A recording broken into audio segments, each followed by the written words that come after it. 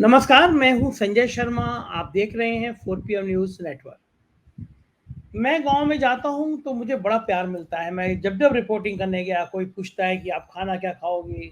मट्ठा ले आएँगे, चाय ले आएँगे। चेहरा पहचान जाते हैं, लोग सुनते हैं।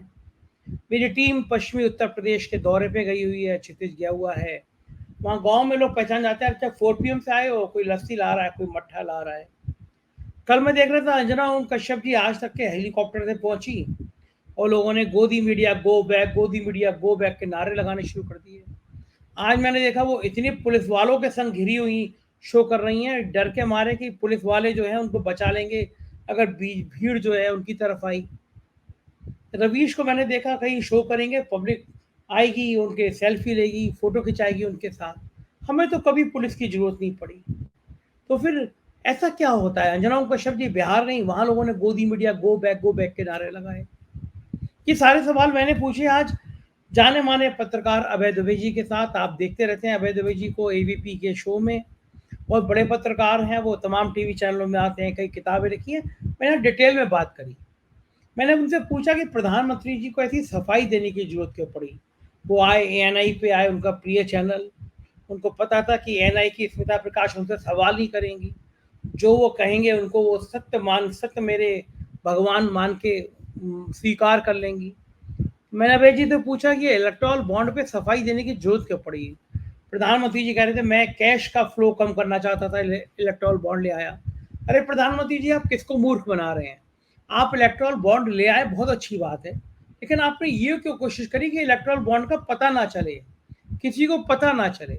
और इतनी अच्छी स्कीम थी तो सुप्रीम कोर्ट ने इसको इनलीगल घोषित क्यों किया, गैर कानूनी घोषित क्यों किया? आपका कानून मंत्रालय ने क्यों कहा था स्कीम इनलीगल है, ठीक नहीं है? दूसरी बात, जिन पे ईडी का नोटिस गया, इनकम टैक्स का नोटिस गया, वो आके आपके इलेक्टोरल बॉन्ड में करोड़ों करोड़ों रुपए दान करने लगे। यानी जो चोर उचक्के डकैत थे वो आपको बॉन्ड के जरिए करोड़ों रुपए दान करने लगे। ऐसी ऐसी कंपनी के खुलासे हुए हैं कि उन्होंने आपको हजारों करोड़ दिए और आपने उनको ठेके दे दिए। आज़ाद भारत का ये सबसे बड़ा सरकारी लूट का खुलासा है, सबसे बड़ी सरकारी लूट है, सबसे बड़ा सरकारी घोटाला है। लेकिन गोदी मीडिया इस पे चर्चा नहीं करना चाहता। प्रधानमंत्री जी को सफाई इसलिए देना पड़ी क्योंकि घर घर में इलेक्टोरल बॉन्ड की चोरी का किस्सा पहुंच चुका है और लोग पूछ रहे हैं कि इतनी बड़ी ये चोरी नहीं डकैती सरकार ने डाली तो क्यों डाली? प्रधानमंत्री जी ईडी पे भी सफाई दे रहे हैं कि केवल 3% केस है पॉलिटिकल लोगों पे। पलट के स्मिता प्रकाश जी ने कहा नहीं कि आप झूठ बोल रहे हैं, केसों की लिस्ट दे दीजिए कि कितने केस हैं। जाहिर है कि ईडी के बहाने नेताओं को गिरफ्तार कराया गया, उन्हें डराया धमकाया गया। ऐसी तमाम बातें अभय दुबे जी के साथ हमने करी। हमने जानना चाहा कि ये सर्वे क्यों प्रायोजित किए जा रहे हैं। दिल्ली की 7 सीटों पे बीजेपी को जीतते हुए दिखा दिया जा रहा है, जबकि दिल्ली के किसी भी बंदे से बात करें तो कह देंगे 7 सीटों पे बीजेपी हारती हुई नजर आ रही है। अरविंद केजरीवाल की सहानुभूति ने गजब काम कर दिया है। चलते हैं अभय दुबे जी के पास, पूरा इंटरव्यू सुनिएगा, अपनी राय से अवगत कराइएगा, चैनल को ज्वाइन और सब्सक्राइब करिएगा। चलते हैं अभय दुबे जी के पास। 4 PM न्यूज नेटवर्क में स्वागत है अभय दुबे जी आपका। प्रधानमंत्री जी सफाई देने आ गए कि भैया मैं कैश को बंद करना चाहता था, इसीलिए मैं इलेक्टोरल बॉन्ड ले आया। ईडी में सिर्फ 3% पॉलिटिकल केस है। प्रधानमंत्री को चुनाव से पहले इस तरह की सफाई देते हुए कभी देखा नहीं था। एएनआई को बुलाया गया, हालांकि सारे भक्त मीडिया चैनल पहले ही उनके अपने हैं, लेकिन एएनआई की स्मिता प्रकाश जी को उन्होंने इंटरव्यू दिया। शायद 78 मिनट का इंटरव्यू था और अपनी सफाई देते रहे। राहुल गांधी ने मजे भी लिए कि जब पकड़ गए तो अब सफाई देने आए। आपको क्या लग रहा है प्रधानमंत्री को ये ईडी को लेके, इलेक्टोरल बॉन्ड को लेके सफाई देने की जरूरत क्यों पड़ी? देखिए, पहली बात तो मैं इस बारे में कुछ कहूंगा कि एएनआई और प्रधानमंत्री का रिश्ता क्या है। ये स्मिता प्रकाश ने उनसे पहला इंटरव्यू नहीं लिया है। स्मिता प्रकाश ने 2019 की पूर्व संध्या पर भी उनसे इंटरव्यू लिया था, 19 के बाद भी इंटरव्यू लिया और अभी फिर उनसे इंटरव्यू लिया। दरअसल ये इंटरव्यू एक तरह की, और मैंने स्मिता प्रकाश के मुंह पे कहा था एक टीवी डिबेट में कि इस तरह के इंटरव्यू मिली भगत होते हैं, तो वो बहुत नाराज हो गई थी। मैं मानता हूं ये इंटरव्यू भी एक तरह की मिली भगत था। इससे पहले एक और इंटरव्यू हुआ था जो कि हिंदी के हिंदुस्तान मिंट और अंग्रेजी के हिंदुस्तान टाइम्स में एक पेज में छपा था। वो इंटरव्यू भी देख के साफ लग रहा था कि इसमें सवाल लिख के भेज दिए गए हैं और उधर से जवाब आ गए हैं। ये इस तरह के इंटरव्यूज हैं। तो इस तरह के इंटरव्यूज को पहली बात तो ये है कि गंभीरता पूर्वक नहीं लेना चाहिए।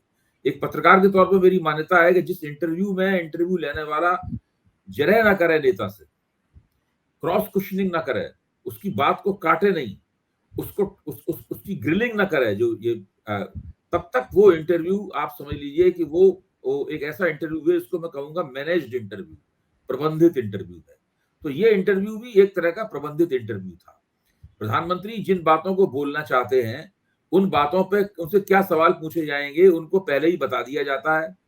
ये उन्हीं के नहीं, और दूसरे बड़े नेता लोग भी यही हथकंडा इस्तेमाल करते हैं। इस तरह पत्रकारिता का ये इस तरह का स्तर काफी गिर गया है देश में, और बड़े बड़े सत्ताधारी लोग नाराज ना हो जाएं, इसलिए जो पत्रकार लोग जो होते हैं अपने इंटरव्यू में उनके लिए भोंपू का काम करते हैं।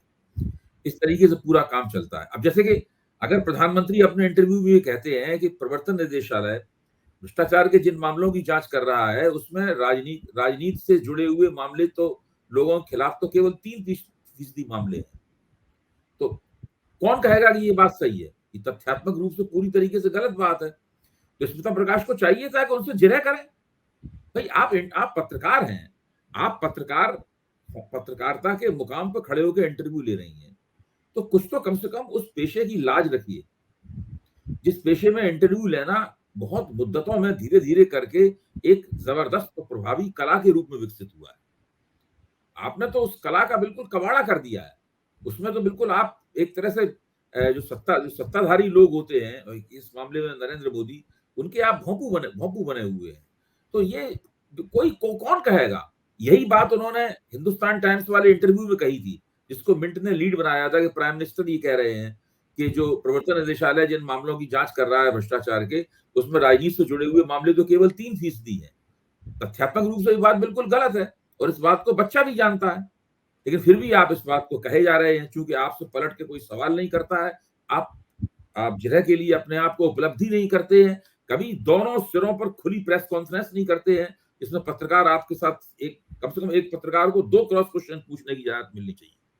एक पत्रकार एक सवाल पूछता है तो उसको बाकायदा प्रधानमंत्री की तरफ से ये अधिकार मिलना चाहिए कि वो कम से कम पलट के 2 सवाल और कर सके आपसे।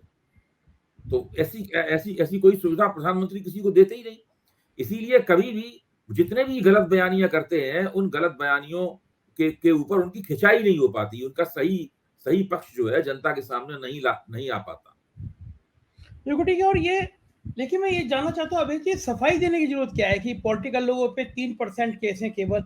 इसका मतलब कि जो सर्वे आए हैं पिछले दिनों में, जिसमें आप भी एबीपी चैनल पे थे, जिसमें जनता ये मान रही थी कि गलत हो रहा है, इस तरह विपक्ष पे ये कार्रवाई नहीं होना चाहिए, ये डर है ना कि लोग जनता में मैसेज चला गया। जब सी वोटर ने पब्लिक से पूछा कि जिन नेताओं पर भारतीय जनता पार्टी भ्रष्टाचार का इल्जाम लगाती है, जब वो भाजपा में चले आते हैं तो उनके साथ क्या होता है, तो लोगों ने कहा कि या तो उनके खिलाफ जांच धीमी कर दी जाती है, या उनके खिलाफ केस बंद कर दिए जाते हैं। और इन कहने वालों की संख्या 72% थी। आप सोचिए, 72% उन कहने वालों की थी। जब कांग्रेस का जो इनकम टैक्स के जरिए उनके खाते सील किए गए, उसके ऊपर जब सवाल पूछा गया, तो लोगों ने कहा कि ये चुनावी फायदा उठाने के लिहाज से और विपक्ष को नुकसान पहुंचाने के लिहाज से ये काम किया जा रहा है। वहां भी प्रतिशत बहुत ऊंचा था।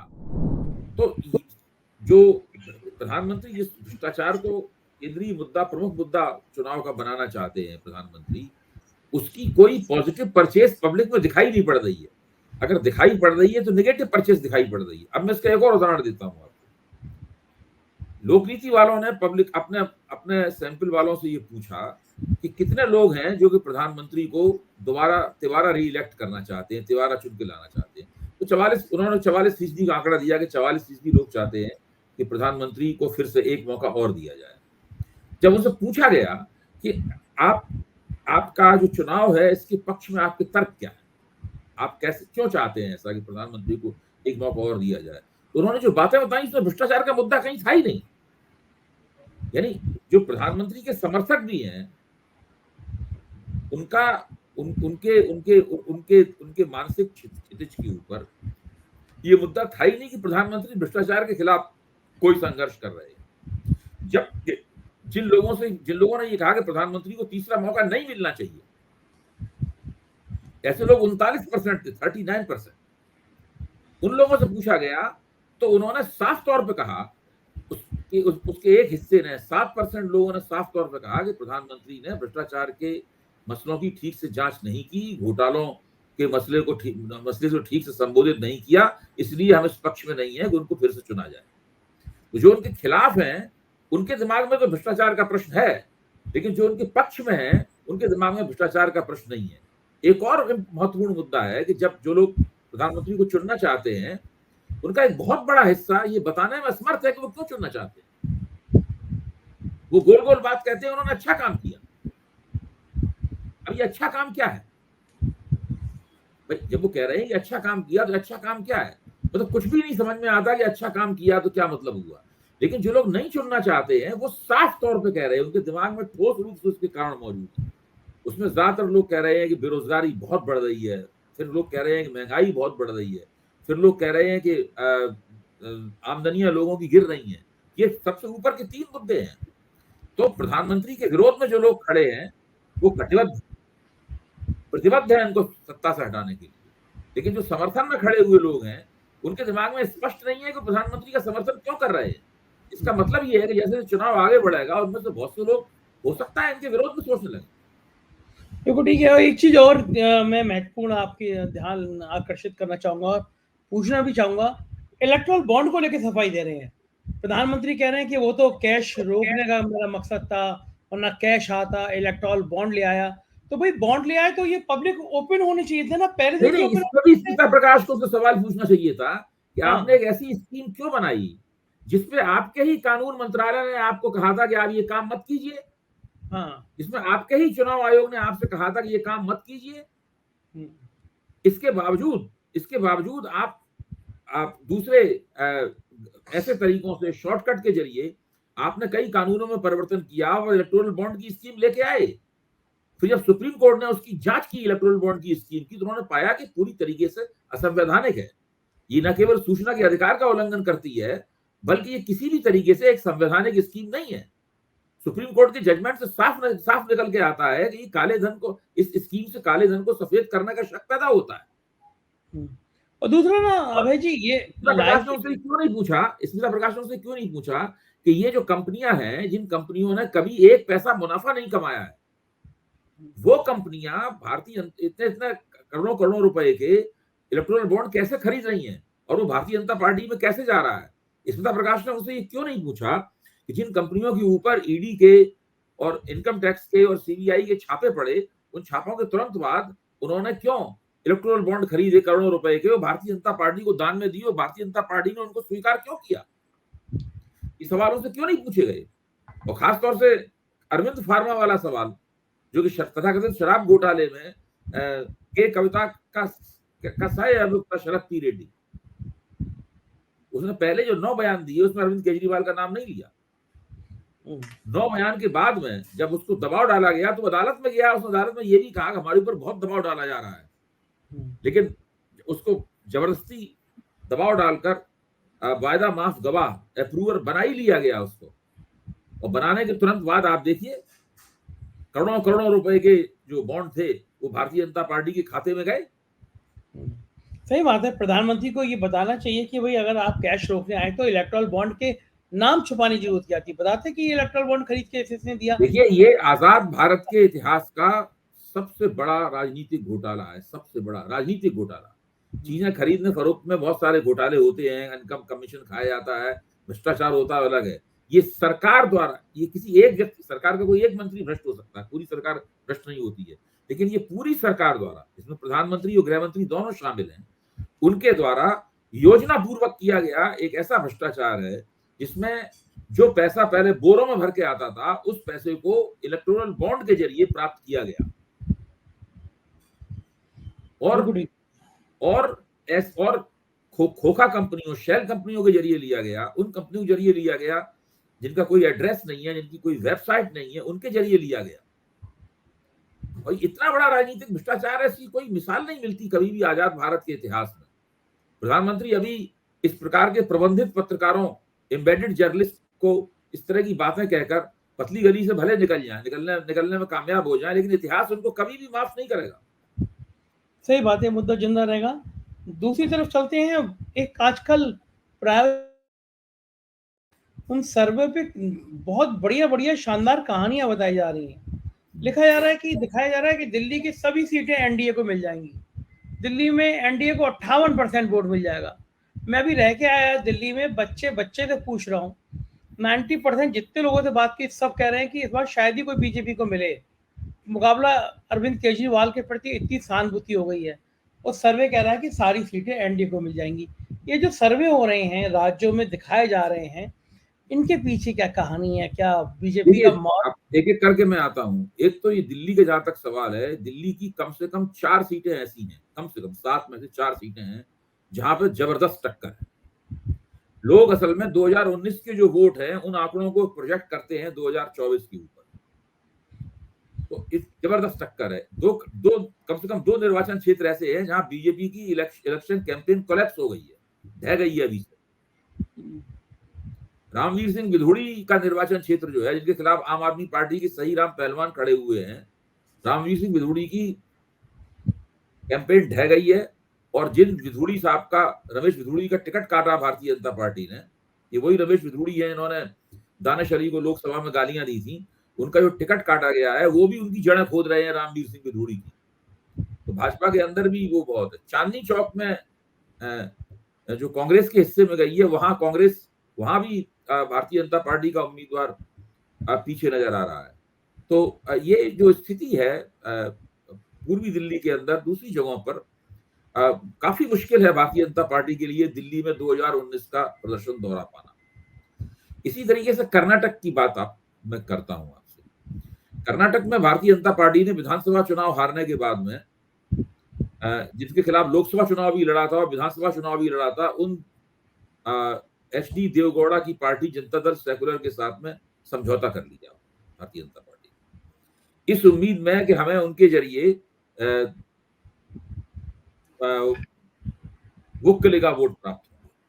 अच्छा, अब मैं ये पूछता हूं, और सर्वे करने वालों ने मान लिया है कि देवगौड़ा से समझौता करने के कारण सारे वोकल का वोट जो है वो भारतीय जनता पार्टी के नेतृत्व में एनडीए को प्राप्त हो रहे हैं, और भाजपा को उसमें बड़ा फायदा हो रहा है।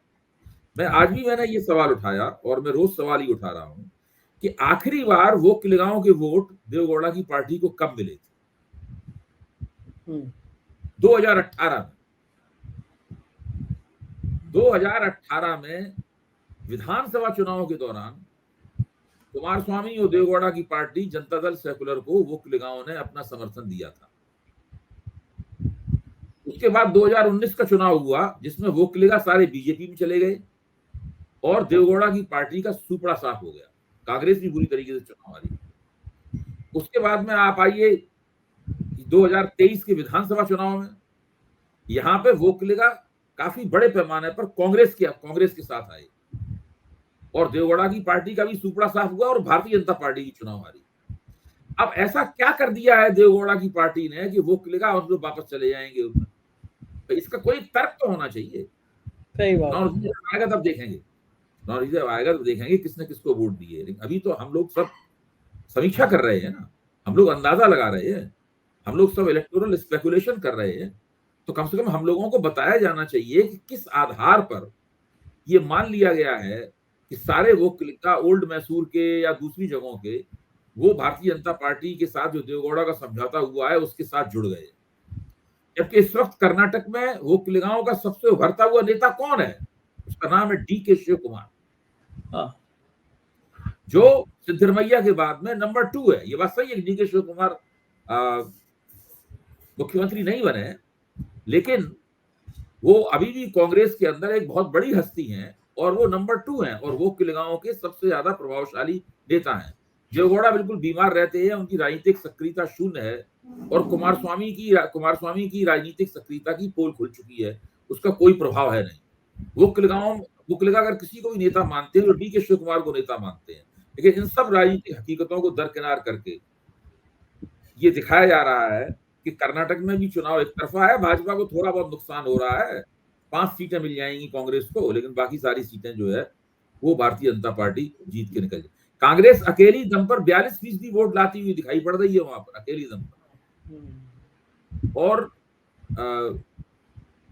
भारतीय जनता पार्टी और जनता दल सेकुलर को मिला के जो है ना 45% या थोड़ा सा ज्यादा वोट उनको मिलता हुआ दिखाया गया है, और उस चक्कर में सारी सीटें उनको जाते हुए दिखा दी जाती हैं।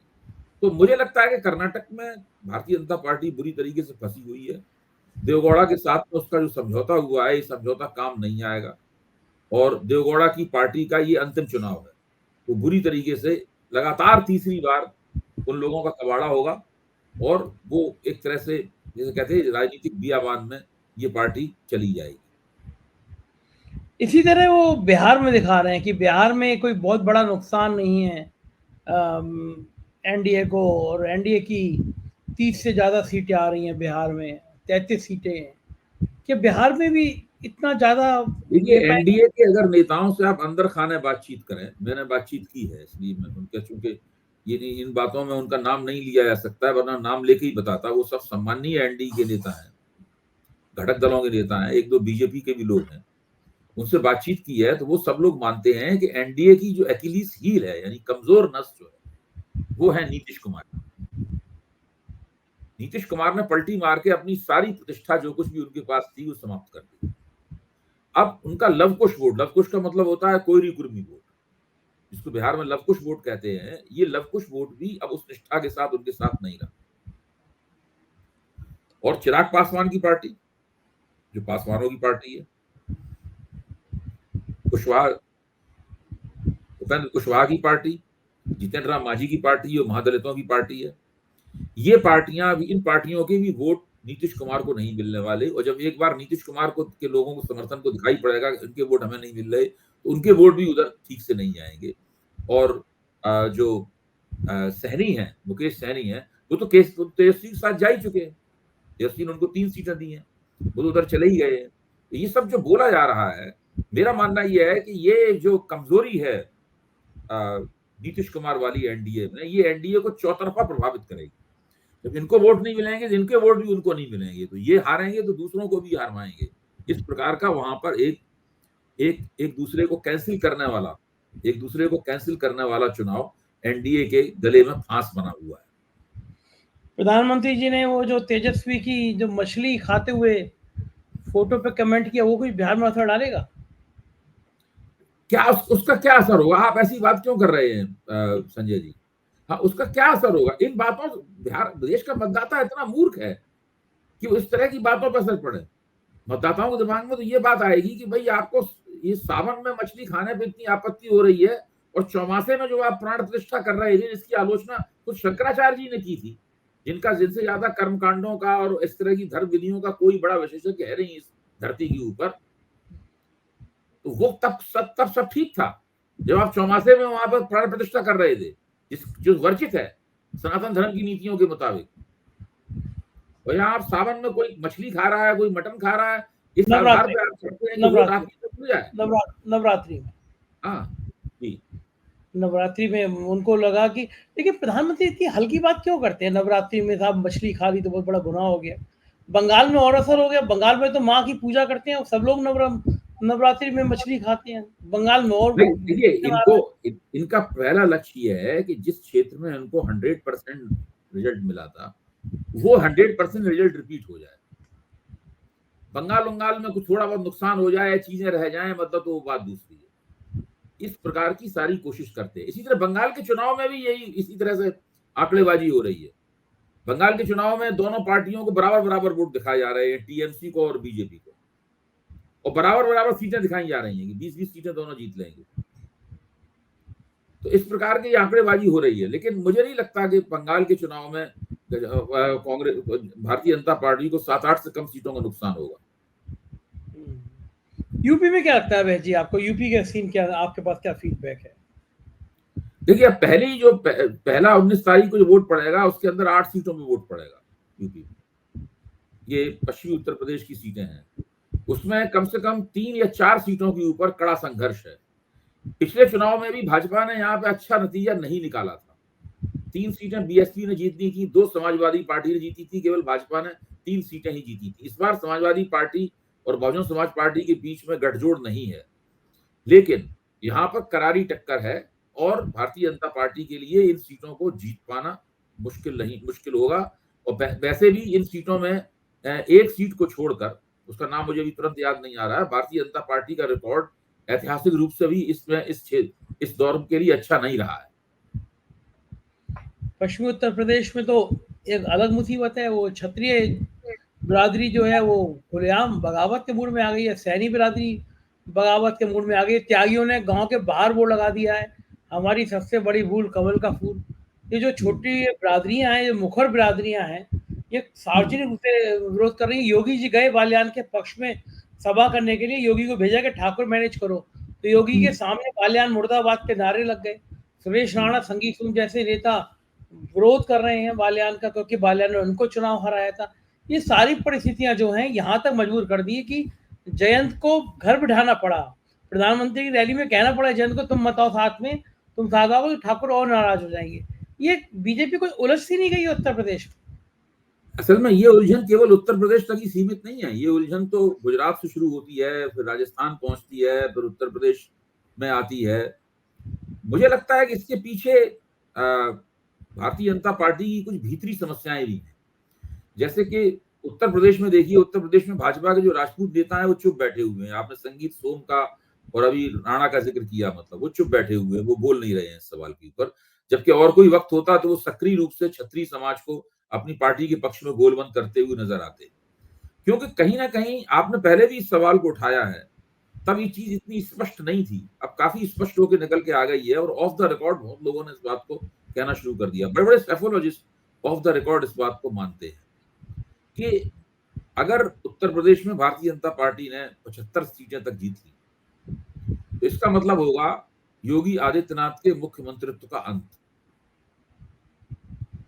और भाजपा उनको निपटा देगी और निपटा के कोई अपना बंदा वहां पर बैठाएगी जो उनकी तरह की से आला कमान को चुनौती न दे और हू बहू चूल में चूल मिलाकर आला कमान के साथ चले।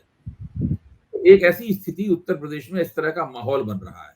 इस माहौल को भाजपा कैसे प्रबंधित करेगी, कैसे क्षत्रियों की नाराजगी दूर करेगी, ये देखने की बात होगी। मैं ये मानता हूं दूर कर सकती है क्षत्रियों की नाराजगी। वो सबसे ज्यादा तो सबसे अच्छा तरीका तो भाजपा के लिए यही होगा कि योगी आदित्यनाथ से ही कहे कि भाई आप क्षत्रियों की नाराजगी दूर कीजिए। योगी जी भी अपनी शर्तें उनको रख सकते हैं उनके सामने कुछ, क्योंकि टिकटों के बंटवारे में तो योगी जी की चली नहीं है बिल्कुल।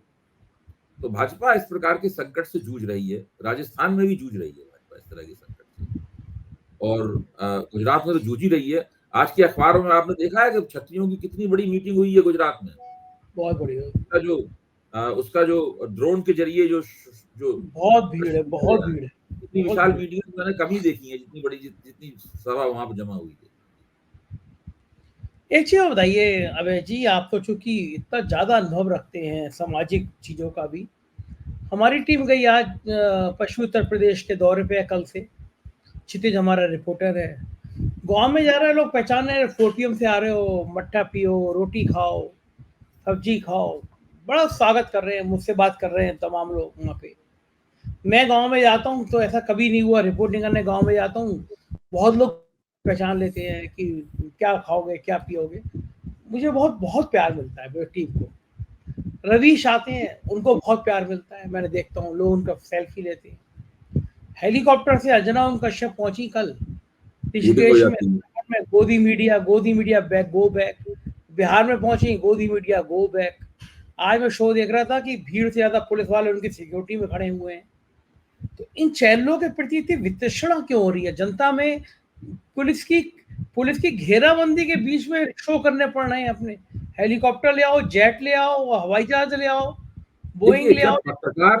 पत्रकारों में आमतौर पर एक रुझान होता है कि वो सत्ता, क्योंकि बड़े बड़े चैनलों में, अखबारों में पूंजी बहुत लगती है, तो उसके जो बड़े पत्रकार होते हैं तो वो बड़ी होशियारी के साथ चलते हैं, वो सत्ता के खिलाफ नहीं दिखना चाहते, लेकिन इसके बावजूद भी वो बिल्कुल सत्ता के भोंपू के रूप में भी नहीं दिखना चाहते।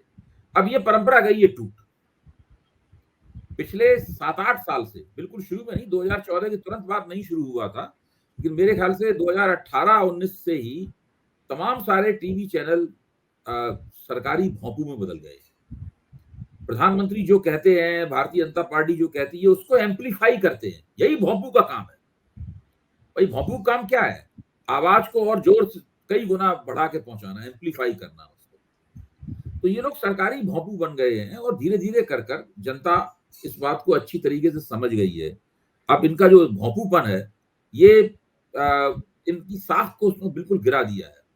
सोशल मीडिया ने और इस बात को, जनता की इस चेतना को और गाढ़ा किया है कि ये लोग सरकार के भोंपू हैं, और सही बात सोशल मीडिया पे कही जाती है। आपको और रवीश को जो मोहब्बत मिलती है, उस मोहब्बत का ये सबसे बड़ा कारण। हाँ, बिल्कुल सही कह रहे हैं आप। सरकारी भोंपू पसंद नहीं करते पत्रकार को होना। बहुत बहुत शुक्रिया अभय जी, इतनी प्यारी सी अच्छी सी बातें करने के लिए धन्यवाद आपका। सुना आपने, ये थे अभय दुबे जी। मुझे यकीन है कि आपको चर्चा पसंद आई होगी।